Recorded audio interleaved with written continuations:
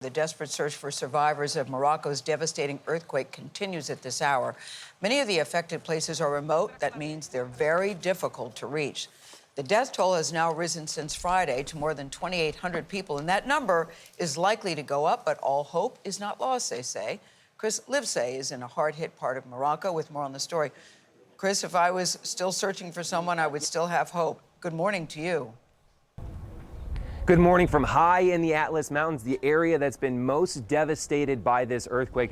Just take a look at these mud brick dwellings crumbling under the weight of that initial impact, not to mention the aftershocks. We felt one just moments ago in that village over there on the hills where 48 people were killed by the initial quake. Now, take a look at this. In order to get them any help, vehicles need to come up this road, the only main highway for getting people help in this area, a one-lane highway prone to traffic jams, rock slides, things that could mean the difference between life and death.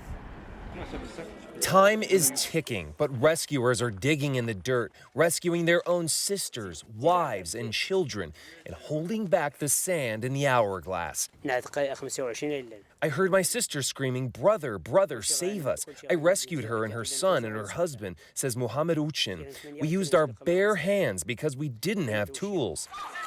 But such scenes of joy, more common shortly after the quake, are growing increasingly rare. It's now day 4 since the quake.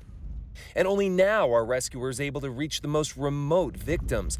The crucial golden period, the best window for finding survivors who might still be struggling to survive beneath the rubble, is now closed, and many victims could not be saved.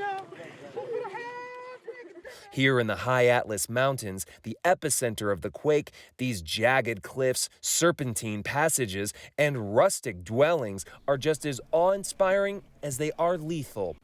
Many of these homes are made out of mud bricks, so they don't just collapse, they crumble, and they don't leave any air pockets for survivors who tend to just choke to death on the dust. And if there was anyone to save, locals tell us they had to save themselves. The government didn't come. We didn't see anyone after the earthquake. They only came to count the number of victims. Since then, no one is here with us, says Muhammad Aitli. So Moroccans are helping each other, like here at the blood bank in Marrakesh, lining up for hours in the sun. But drop by drop, they too are rescue workers. Why are you donating blood? Actually, because of what's happened, we felt so sorry, so we would like to help, because the people who are injured, they are the Moroccan citizens, and I am one of them, so it's a must for all the Moroccans to do the same thing. Now, Morocco has been delivering help of its own, medicine, food, water. We've seen helicopters flying overhead, government vehicles driving by. But we get the sense at this point it's mostly aid for the living. At this point, so late in the game, people tell us it's not very likely that they're going to find survivors. Gayle? Yet the hope still continues. Thank you very much, Chris Livesay, reporting from Morocco. Now, there are ways for you to help the victims of this earthquake. Visit CBSNews.com for a list of organizations you can donate to.